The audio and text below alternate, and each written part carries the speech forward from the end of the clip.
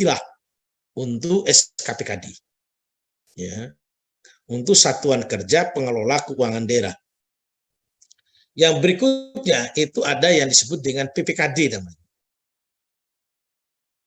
PPKD itu adalah pejabat pengelola keuangan daerah. PPKD adalah pejabat yang memimpin dinas, badan atau kantor di mana dilaksanakan fungsi bendahara umum daerah dan konsolidator laporan keuangan semua pengguna anggaran dan pengguna barang daerah. Artinya apa? Semua uang yang dikelola oleh dinas maupun badan lain ya dikonsolidasikan ke sana laporan keuangan. Contoh misalnya, Kepala Dinas Pengelola Keuangan dan Aset Daerah di Kabupaten Sragen misalnya, maka dia sekaligus sebagai pejabat pengelola keuangan daerah. Kemudian Badan Pengelola Keuangan dan Aset Kota Surakarta, dia sebagai pejabat pengelola keuangan daerah, kepala dinasnya, kepala badannya. Oke. Terus bagaimana kepala kantor Pak Muhtar misalnya? Kalau dia sebagai kepala kantor, pejabat pengelola keuangan daerahnya bisa jadi adalah sekretaris daerah, bukan kepala kantornya. Nah, biasanya tarik di atas. Karena kepala kantor itu adalah eselon 3. Sementara dinas-dinas itu adalah eselon 2. Sehingga PPKD-nya tidak mungkin oleh kepala kantor, tetapi dijabat oleh sekretaris daerah yang di atas. Ada yang seperti itu beberapa tempat. Ya, tidak semua. Dengan pertimbangan efektif dan efisien, biasanya kabupaten kota yang masih relatif kecil tidak perlu membentuk dinas, tidak perlu membentuk badan. Kepala bagian di sekretariat daerah saja, kepala bagian keuangan di sekretariat daerah, itu bisa sekaligus sebagai kuasa bendahara umum daerah. Bendahara umumnya adalah sekretaris daerah langsung. Itu boleh. Artinya jika dijumpai nanti itu tidak ada soal. Ya, artinya boleh-boleh saja. Berikutnya adalah bendahara umum daerah. Adalah pejabat pengelola keuangan daerah yang bertindak dalam kapasitas sebagai bendahara umum daerah. Jadi bendahara umum daerah itu bisa langsung kepala dinas pengelola keuangan daerah atau kepala badan pengelola keuangan daerah, ya, atau sekretaris daerah yang tadi di bawah kantor atau bagiannya ada pengelola keuangan. Ini bendahara umum daerah.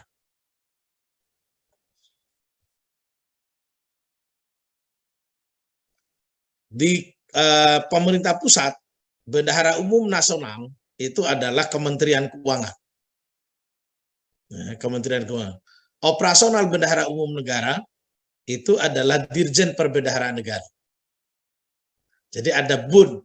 Jadi kemarin teman-temannya waktu membahas itu ada namanya Bendahara Umum Negara, BUN. Itu adalah Menteri Keuangan. Tapi kuasa BUN-nya itu bisa jadi adalah Dirjen Perbendaharaan. Ya, Dirjen Perbendaharaan. Oke, tadi apa namanya? Kalau istilah yang sebelumnya tadi adalah istilah yang melekat dengan orang. Nah, sekarang istilah yang melekat dengan dokumen. Ya, istilah yang melekat dengan dokumen. Saya pertama buat namanya Daftar Pelaksanaan Anggaran Satuan Kerja Perangkat Daerah atau DPA SKPD. Ya, DPA SKPD.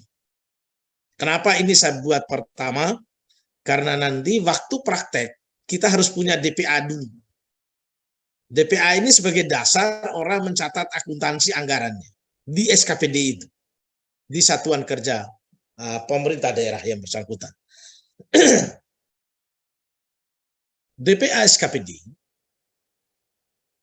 adalah dokumen yang memuat pendapatan dan belanja SKPD atau dokumen yang memuat pendapatan belanja dan pembiayaan SKPD yang melaksanakan fungsi bendahara umum daerah yang digunakan sebagai dasar pelaksanaan anggaran oleh pengguna anggaran. Dasar pelaksanaan anggaran sebagai oleh pengguna anggaran. Kemudian ada yang disebut dengan SPD. surat penyediaan dana. Itu dokumen yang menyatakan tersedianya dana bagi dasar penerbitan surat permintaan pembayaran atas pelaksanaan APBD. Jadi nanti itu waktu kita membahas tentang praktek ada namanya SPP, surat permintaan pembayaran. Nah, surat permintaan pembayaran itu boleh diterbitkan kalau SKPD yang bersangkutan punya namanya DPA. Kalau tidak ada DPA, tidak bisa terbit SPD. SPP, surat permintaan pembayaran. Dokumen yang digunakan untuk mengajukan permintaan pembayaran. Dasarnya adalah DPA dulu.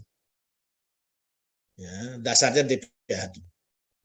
Nah, yang berikutnya adalah SPP, UP. Jadi ada UP, ada LS. UP itu adalah uang persediaan. Kalau di kita waktu akuntansi keuangan 1, akuntansi keuangan menengah 1, itu ada dana kas kecil. Dana kas kecil itu ada namanya kalau di pemerintah daerah namanya uang persediaan. Adalah uang muka dalam jumlah tertentu yang diberikan kepada bendahara pengeluaran untuk membiayai kegiatan operasional pada satuan kerja perangkat daerah, unit satuan kerja perangkat daerah, dan atau untuk membiayai pengeluaran yang menurut sifat dan tujuannya tidak mungkin dilakukan melalui mekanisme pembayaran langsung. Nah, maksudnya begini, dari pengeluaran yang rutin kecil-kecil, yaitu pakai UP tadi, pakai uang persediaan atau dana kas kecil. Kalau di istilah kita kan dana kas kecil. Nah, pembayaran langsung adalah pembayaran langsung kepada bendahara pengeluaran, penerima hak lainnya atas dasar perjanjian kerja surat tugas dan atau surat perintah kerja lainnya melalui penerbitan surat perintah pembayaran langsung. Jadi misalnya pembangunan gedung. Bangunan gedung itu tidak dibayarkan oleh bendahara, tetapi ditransfer oleh bendahara umum daerah ke orang yang mengerjakan itu. Itu namanya pembayaran langsung. Misalnya ada CV ABC mengerjakan kalau di depan saudara itu rehab lapangan tenis lapangan di FKIP kan, ada itu. Sementara itu. Kalau itu sudah selesai, membayarnya langsung ke CV-nya itu. Itu yang dimaksud dengan pembayaran langsung. Tidak lewat bendaharanya FKIP atau bendaharanya universitas. Jadi langsung ke rekeningnya CV atau PT yang mengerjakan itu. Itu yang dimaksud dengan pembayaran langsung. Paham ini? Kalau UP tadi uangnya lewat bendahara. Jadi kalau ada bendahara FKIP ya mau bayar sedikit-sedikit tentang pengerjaan pengerjaan lapangan tenis itu, nah itu lewat UP. Tapi kalau pengeluaran langsung yang besar, nah ini nanti langsung kepada CV atau PT yang mengerjakan. Itu yang dimaksud. Antara pencatatan UP dan pencatatan LS itu ada berbeda. Makanya ini dikenalkan istilahnya dulu. Akan beda cara pencatatan UP dan pencatatan LS. Selain itu ada juga istilah TU. TU itu tambahan uang persediaan. Kalau di akuntansi keuangan menengah 1 itu adalah tambahan kas kecil. Ya, penambahan kas kecil. Tambahan uang persediaan adalah tambahan uang muka yang diberikan kepada bendahara pengeluaran pembantu untuk membiayai pengeluaran atas pelaksanaan anggaran pendapatan dan belanja daerah yang tidak cukup didanai dari UP. Jadi kalau UP-nya tidak cukup, ya, jadi uang persediaannya misalnya, uang persediaan itu kan ditentukan di awal di dalam peraturan bendahara umum daerahnya diatur dulu misalnya UP paling tinggi di SKPDX adalah 50 juta. Nah, 50 juta itu tidak cukup, maka dia boleh mengajukan TU namanya, tambahan uang persediaan. Ya, TU atau tambahan uang persediaan. Surat perintah membayar, jadi SPM. Surat perintah membayar adalah dokumen yang digunakan untuk menerbitkan surat perintah pencairan dana atas beban pengeluaran DPA SKPD. Jadi ada DPA dulu. Nah, siapa yang membuat ini? biasanya adalah SKPD. Ya, SKPD atas perintah kepala dinas ya memerintahkan kepada pejabat kuasa pengguna anggaran untuk mengeluarkan namanya surat perintah membayar. Siapa yang diperintah adalah bendahara umum daerah atau kuasa bendahara umum daerah. Mungkin mahasiswa ada pertanyaan, kok kepala dinas atau kuasa di kepala dinas kok bisa perintah di sana? Iya, karena tadi sudah ada daftar pelaksanaan anggaran yang sudah ditetapkan dengan perda atau peraturan daerah. Bahwa SKPD yang bersangkutan memiliki anggaran untuk ini, untuk itu, sekian banyak, itu sudah ada. Sehingga kepala dinas atau kuasa pengguna anggaran di kepala dinas itu bisa memerintahkan bendahara umum atau kuasa bendahara umum daerah untuk mencairkan dana. Yang berikutnya adalah surat perintah membayar UP atau SPM UP. Adalah dokumen yang digunakan untuk penerbitan surat pencairan dana atas beban pengeluaran DPA yang dipergunakan sebagai UP. Ya, UP-nya. Kemudian tadi yang belum ada namanya surat perintah ganti uang persediaan. Ganti uang ini kalau apa namanya? Kalau uang UP tadi itu misalnya 50 juta, sudah dibelanjakan 37 juta, maka bukti belanja yang 37 juta tadi disertakan waktu mengajukan SPM UP. Ya, untuk mengganti uang. Jadi GU itu adalah ganti uang persediaan. Dokumen yang digunakan untuk penerbitan surat perintah pencairan dana atas beban pengeluaran DPA SKPD yang dananya dipergunakan untuk mengganti UP yang sudah dibelanjakan atau yang telah dibelanjakan. Kemudian ada juga SPMTU namanya. Dokumen yang digunakan untuk penerbitan surat perintah pencairan dana atas beban pengeluaran DPA SKPD karena kebutuhan dananya tidak dapat menggunakan LS atau UP. Jadi kalau UP-nya tidak bisa, LS terlalu lama, maka dia gunakan TU. Kemudian ada juga istilah SPMLS dan SP2D. Surat perintah membayar langsung atau SPMLS adalah dokumen yang digunakan untuk penerbitan surat perintah pencairan dana atas beban pengeluaran DPA SKPD kepada pihak ketiga. Pihak ketiga itu PT atau CV. Sedangkan surat perintah pencairan dana adalah dokumen yang digunakan sebagai dasar pencairan dana atas beban APBD. Ini yang mengeluarkan SP2D adalah bendahara umum daerah. Kalau SPM itu adalah kepala SKPD. Kalau SP2D kepala SKPKD atau bendahara umum daerah. Kalau SPP cukup bendahara. Jadi yang mengajukan SPP itu adalah bendahara yang tanda tangan. Kalau SPM itu adalah pengguna anggaran atau kuasa pengguna atau dalam kurung kepala dinas, kepala badan, kepala kantor atau yang mewakili. Kalau SP2D yang tanda tangan siapa? Adalah kepala SKPKD, kepala Satuan Kerja Pengelola Keuangan Daerah atau bendahara umum daerah. Nah, ini. Nah, sebelum akuntansi, sebetulnya ada namanya proses penatausahaan. Jadi sebelum akuntansi itu ada namanya proses penatausahaan.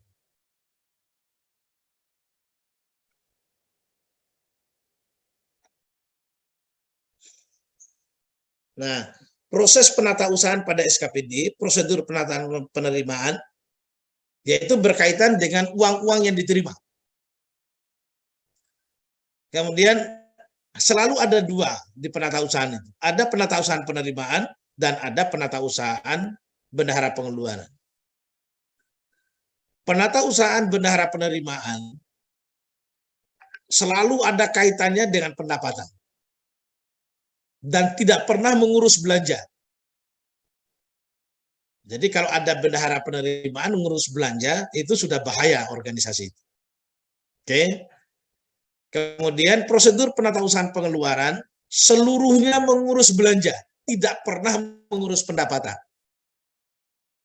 Jadi bendahara pengeluaran itu pasti tidak pernah mengurus penerimaan.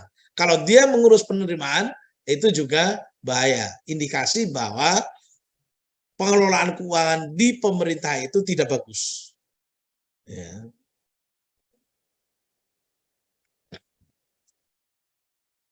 Nah, itu pada SKPD. Sedangkan penatausahaan pada SKPKD, prosedur penatausahaan penerimaan kas, dan prosedur penatausahaan pengeluaran kas. Ya, pengeluaran kas. Kemudian mekanisme uang persediaan, ganti uang, tambah uang sama. Kemudian mekanisme pembebanan langsung atau LS, sama juga. Nah, sekilasnya seperti ini dia, kilasannya.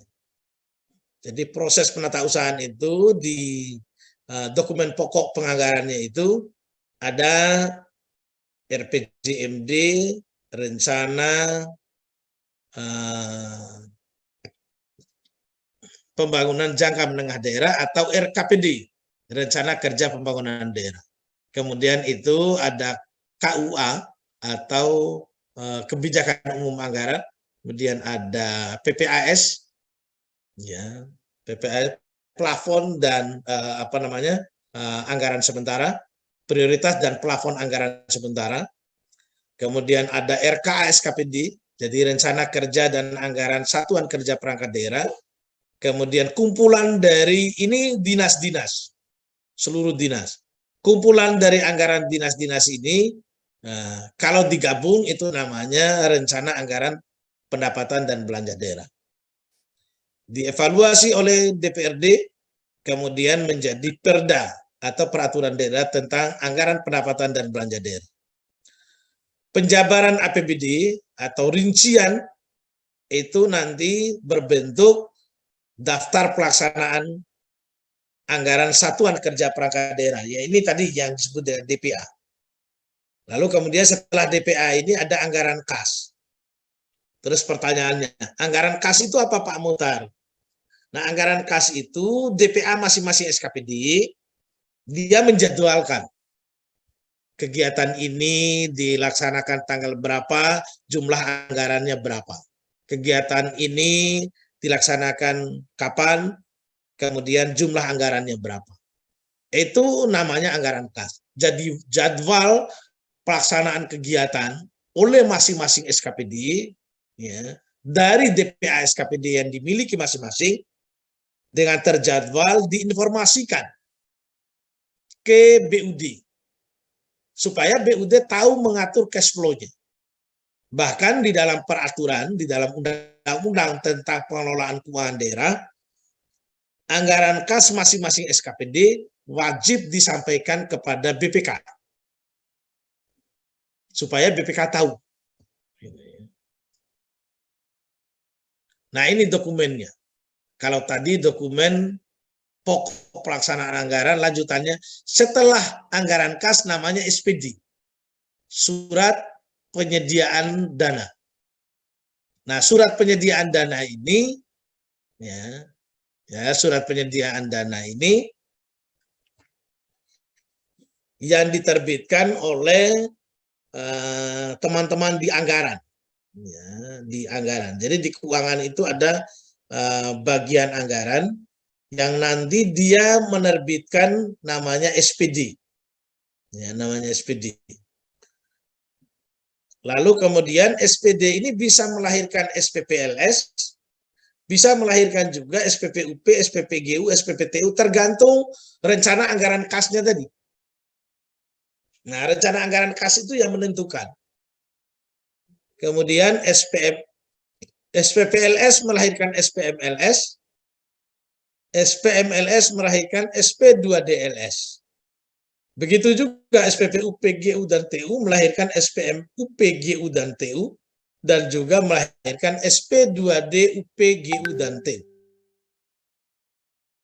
Nah, dari SP2D, ya, dari SP2D UP itu melahirkan SPJ.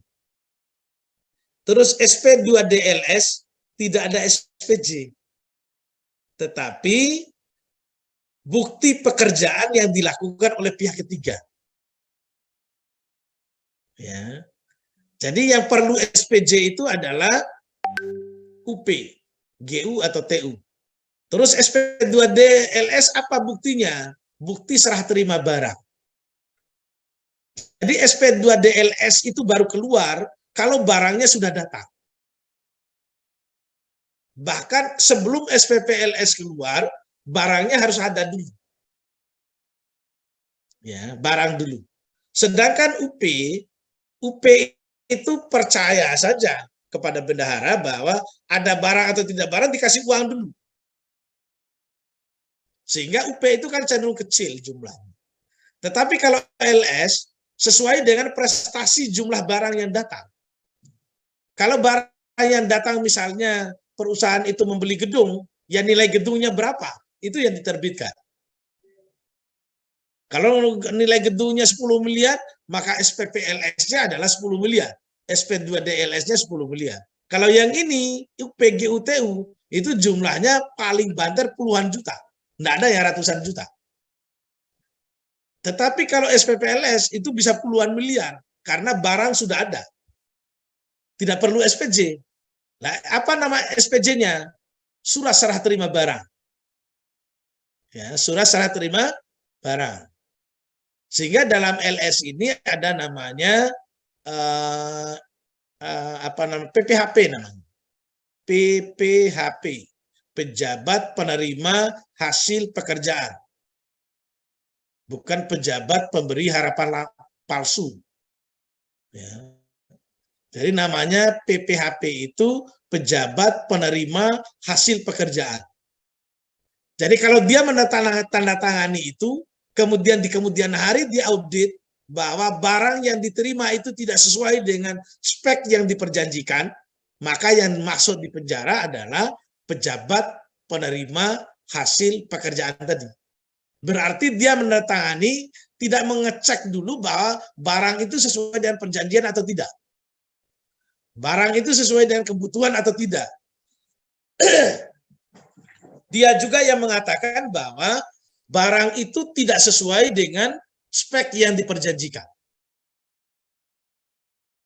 Ini bedanya SP2DLS dengan SP2D UPGUTU. UPGUTU, maka kalau saudara tanya, kok SP2D yang berasal dari UPGUTU itu pakai SPJ, sementara yang berasal dari LS kok tidak pakai SPP, tidak pakai SPJ. Karena tadi, kalau SPPLS baru boleh diterbitkan oleh bendahara pengeluaran kalau sudah ada tanda tangan PPHP atau pejabat apa namanya penerima hasil pekerjaan. Tetapi SPPUP yang penting sudah ada SPD-nya, sudah ada DPA-nya, SKPD yang bersangkutan itu boleh mengajukan UP, GU maupun TU. Karena belum ada barang, maka waktu dia belanja, maka dia mempertanggungjawabkan apa yang dia belanja. Sementara SPPLS, sebelum diterbitkan SPPLS, sudah ada barang dulu. Sudah ada apa namanya pertanggungjawaban duluan. Sebelum uang dikeluarkan. Atau sebelum rencana uang dikeluarkan. Ya. Jadi sebelum uang dikeluarkan, SPPLS ini sudah ada dulu barangnya. Misalnya beli mobil, mobilnya ada dulu, namanya LS itu. Sebelum LS keluar, sebelum SPPLS dicetak, dipastikan bahwa barangnya sudah sesuai dengan spek.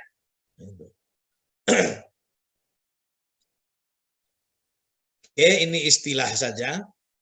Ya. Tetapi untuk mempercepat pekerjaan, ya sesering mungkin ini dilihat, ya, untuk melihat istilah ini. Ya, untuk melihat istilah. Coba saya cek dulu.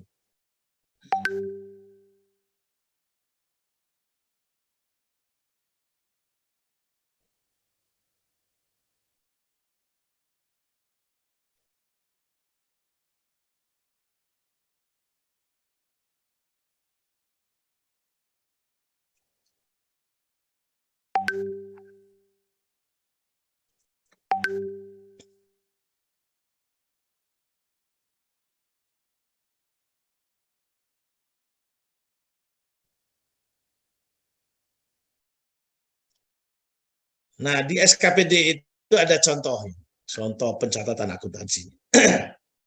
Yang DPA tadi penata usaha. Nah, akuntansi, contoh misalnya begini.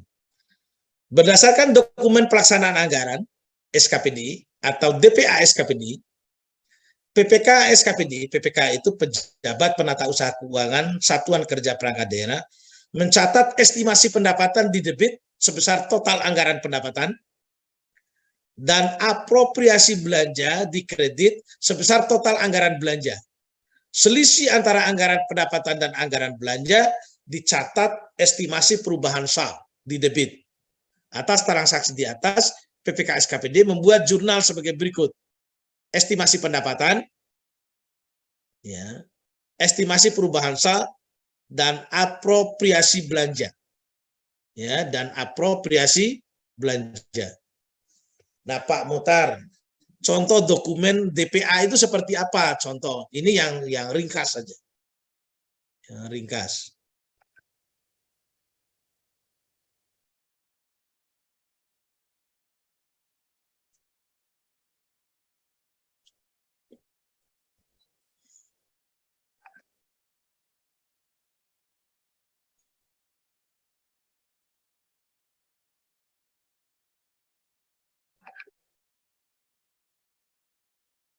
Contoh ini, saya beri contoh ini.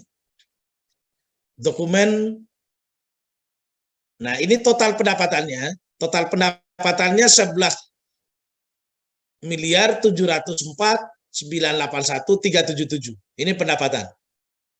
Pendapatannya apa saja, ini nanti bisa dilihat.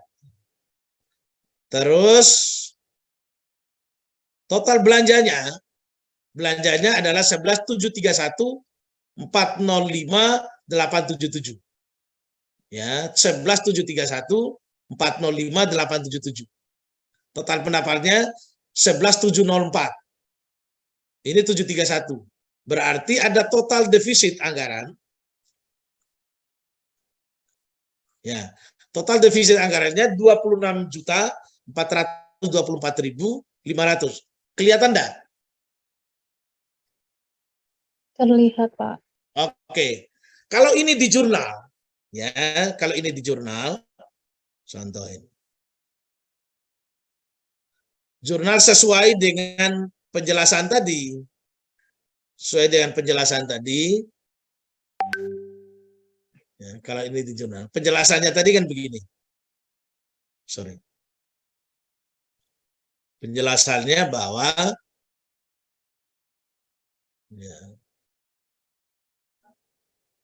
PPK mencatat estimasi pendapatan di debit. Estimasi pendapatan di debit berarti 11.70 sekian tadi di debit. Kemudian apropriasi belanja sebesar belanja di kredit. Selisihnya mana yang lebih besar? Ya, ya, estimasi perubahan saldonya ini. Apropriasi belanja di kredit sebesar total anggaran belanjanya. Total anggaran belanjanya 11 ya 731 tadi. Ya, 731. Berarti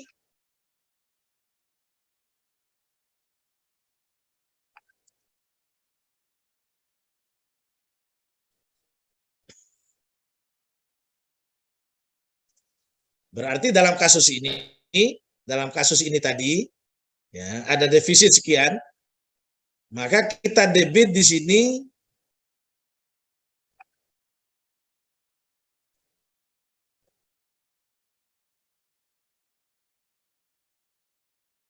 estimasi pendapatan.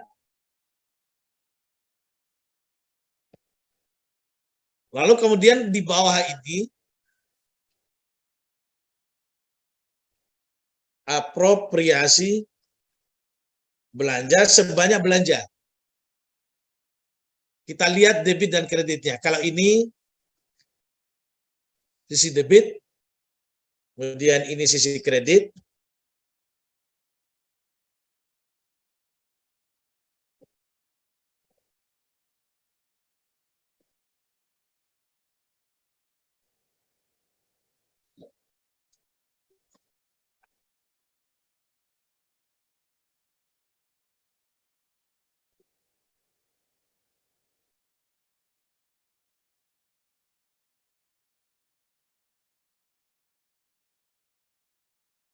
Contoh ini tadi. Nah, angka yang debit tadi itu adalah mendebit estimasi pendapatan. Estimasi pendapatan ini kalau kita lihat di sheet DPA ini tadi, ini jumlah pendapatannya adalah 11 ini. 11 miliar sekian.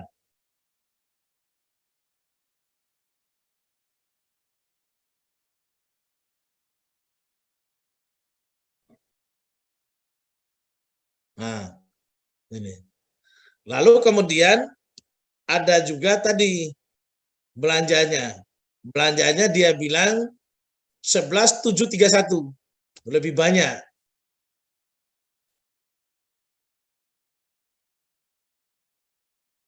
$11.731. Nah, kalau kita perhatikan ini, ya, kalau kita perhatikan ini lebih besar belanja. Maka defisitnya tadi dikatakan ini estimasi perubahan saldo. Ini yang dimaksud dengan akuntansi anggaran. Kemarin kan saudara sudah membahas tentang akuntansi kemarin waktu teori. Nah, 26 ini sebanyak defisitnya tadi. Ya, sebanyak defisitnya tadi. Nah, ini namanya akuntansi anggaran. Ya. Pak Muhtar, ini kebetulan SKPD-nya punya pendapatan. Kalau SKPD-nya tidak punya pendapatan, gimana? Bisa enggak SKPD tidak punya pendapatan? Banyak. Misalnya Bapeda. Bapeda itu enggak ada pendapatannya, ada belanja saja. Ya, Badan Kepegawaian Daerah di daerah itu tidak punya pendapatan, hanya belanja saja. Kalau dia hanya punya belanja, kalau dia hanya punya belanja, tidak punya estimasi pendapatan. Contoh misalnya ini tadi, dia hanya punya belanja 731. Maka jurnalnya ini kan jika SKPD itu tidak punya tidak punya pendapatan, ya, taruhlah hanya punya belanja ini tadi, punya belanja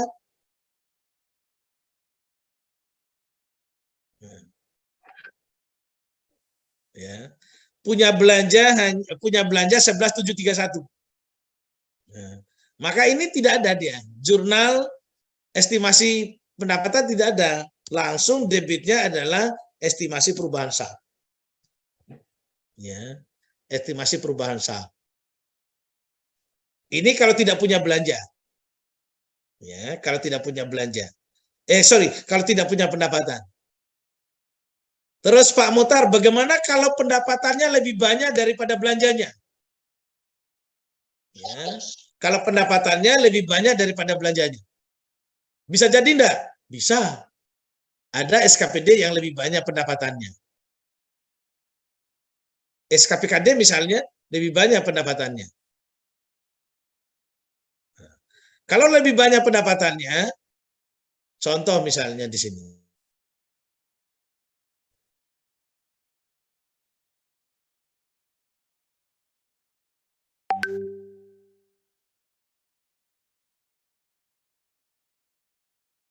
Nah, DPA-nya misalnya dia mengatakan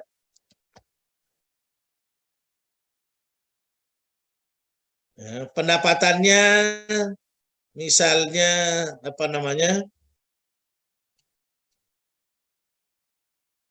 20 miliar.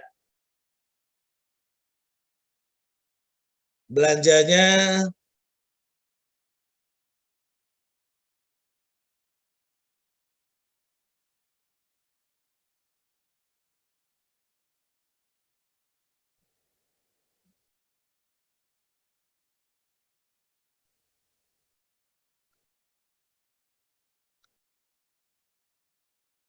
Nah, ini berarti ada berapa? Ada apa?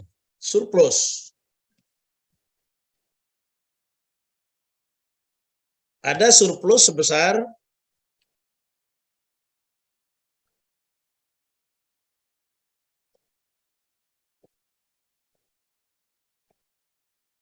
8.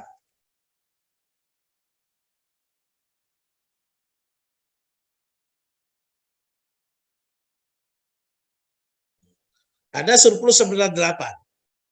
Kalau ini yang terjadi, maka ya,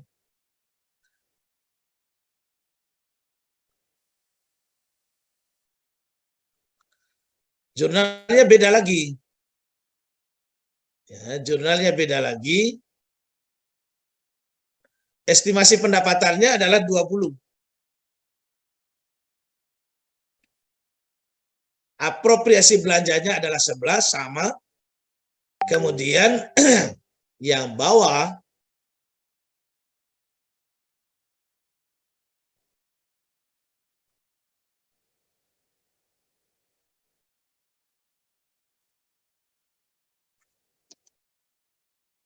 estimasi perubahan salnya dikredit sebanyak ini.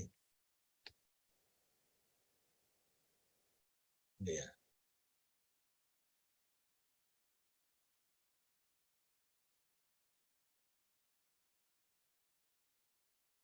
Coba perhatikan ya. Dalam keadaan defisit, maka estimasi pendapatan sebesar pendapatannya, estimasi perubahan sal di debit, dan apropriasi belanja di kredit. Dalam posisi SKPD dan kebanyakan atau 80-an lebih persen SKPD tidak punya pendapatan. Maka jurnalnya ini yang banyak. Estimasi perubahan sal debit, apropriasi belanja kredit. Tidak punya estimasi pendapatan. Maka besok kalau saya simulasi, ini difahami betul. Ada pendapatan atau tidak. Nah, dalam hal SKPD itu adalah surplus. Ya, surplus, maka estimasi pendapatan di debit, apropriasi belanja di kredit, estimasi perubahan salnya di kredit. Ya, estimasi perubahan salnya di kredit. Ini yang paling banyak harus difahamkan kepada mahasiswa agar nanti dia tahu kalau di dalam akuntansi sektor publik itu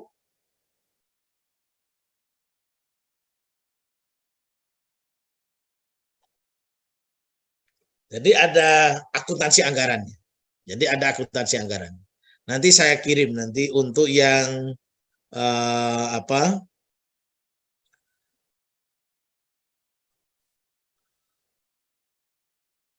DPA. Jadi DPA sama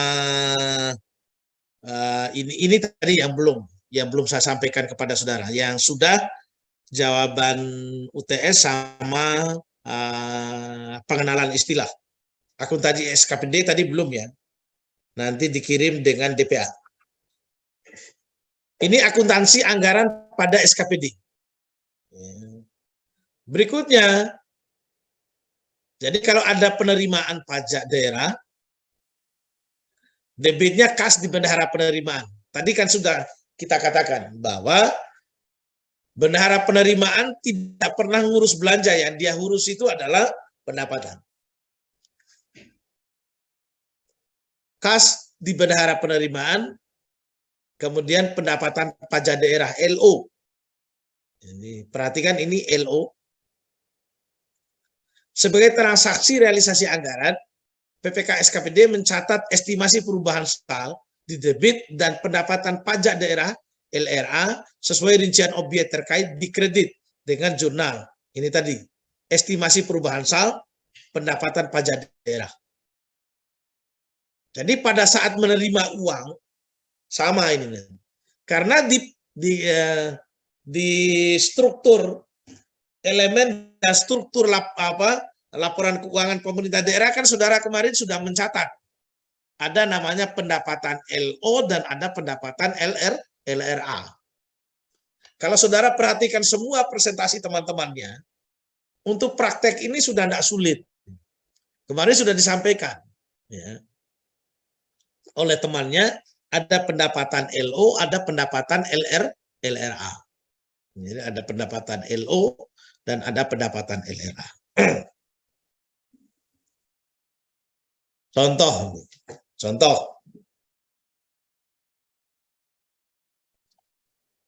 27 Januari 2015, contoh ini misalnya pada tanggal 27 Januari ditandatangani kontrak antara pemerintah Kota Surakarta dengan satu perusahaan.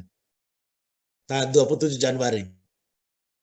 Senilai 2 miliar. Maka piutang retribusi ya, misalnya untuk di Singosaren misalnya. Piutang retribusi 2 miliar, pendapatan LO 2 miliar dilangsung. Tapi tanggal 1 Maret bendahara penerimaan menerima uang 200 juta. Maka kas bendahara penerimaan piutang retribusi 200. Ya, piutang retribusi 200. Kas bendahara penerimaan piutang retribusi 200. Nah, pada tanggal yang sama dicatat estimasi perubahan saldo 200, pendapatan retribusi LRA 200. Oke. Pendapatan LRA 200. Tanggal 1 Maret. Nah, kalau ini tidak ada lagi laporan keuangan yang dibuat, ya, laporan keuangan yang dibuat, ya, maka ini kalau dibuat LO, ya, LO dibuat, kemudian ini dicatat pendapatan,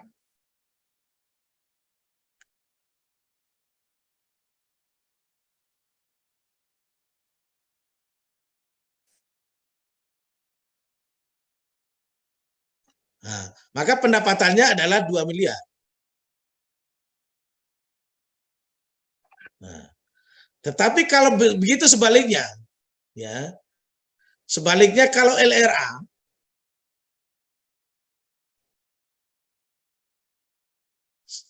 asumsi tidak ada transaksi lain lagi, maka pendapatan LRA realisasinya adalah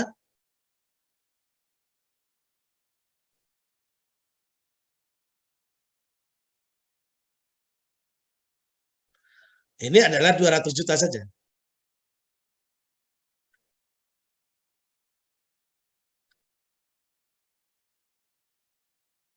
Nah, 200 juta dia. Jadi dari transaksi yang sama, ya, kalau tidak ada lagi transaksi setelah ini, maka pendapatan LO itu adalah 2 miliar, pendapatan LRA adalah 200 juta dari DPA yang sama, ya, dari DPA yang sama. Sehingga waktu laporan keuangan, ya, laporan keuangan, defisit LRA mungkin lebih tinggi daripada defisit LO. Karena defisit LRA, ya, disumbang oleh minus pendapatannya, ya, minus pendapatannya yang 1,8. Sedangkan LO itu plus 1,8 yang belum diterima uangnya. Jadi pendapatan LO ini berapa? Pendapatan LO ini adalah 200 juta sudah diterima uangnya dan 1.800.000 belum diterima uangnya.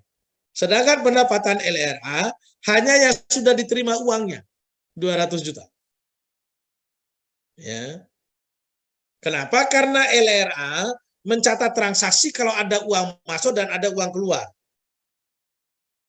Kalau LO itu secara akrual mencatat hak baik yang sudah diterima uang maupun belum diterima uang. Ya. Saya ulangi sekali lagi, LO itu adalah mencatat semua hak yang sudah terjadi, baik yang sudah diterima uang maupun belum diterima uang. Oke, paham sampai sini? Oke, sorry.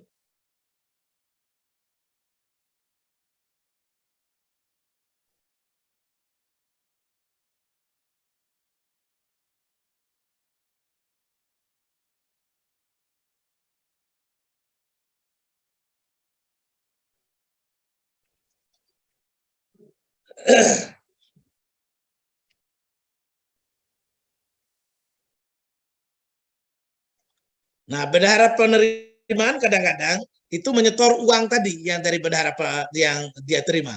Maka RKPPKD kas di bendahara penerimaan. Jadi bendahara penerimaan itu biasanya tidak lama menyimpan uang, paling lama 1 hari kerja. Ya, 1 hari kerja.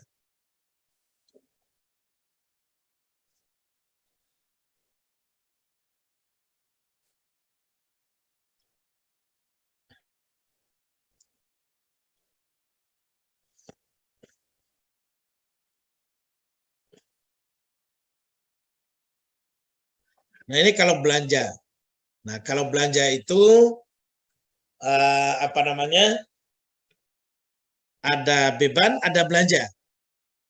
Ya, akuntansi beban dan akuntansi belanja. Jadi apa namanya? Tidak semua beban itu adalah belanja, tapi semua belanja pasti beban. Jadi pahami betul.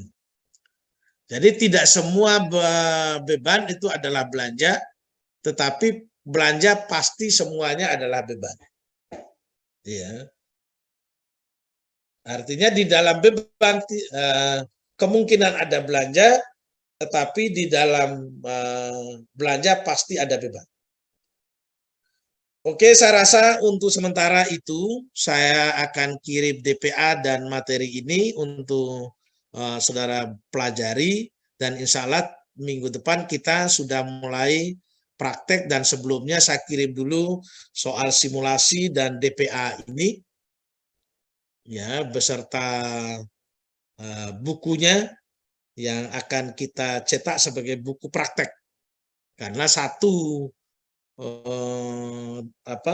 setengah semester ini kita full praktek setelah itu. Jadi buku prakteknya dengan soalnya ini nanti saya kirim dulu bersama dengan ini. Oke, saya rasa itu, mohon presensi di OCW untuk memastikan bahwa saudara hadir dalam kuliah ini. Ya. Mohon on cam dulu, saya mau cek ya.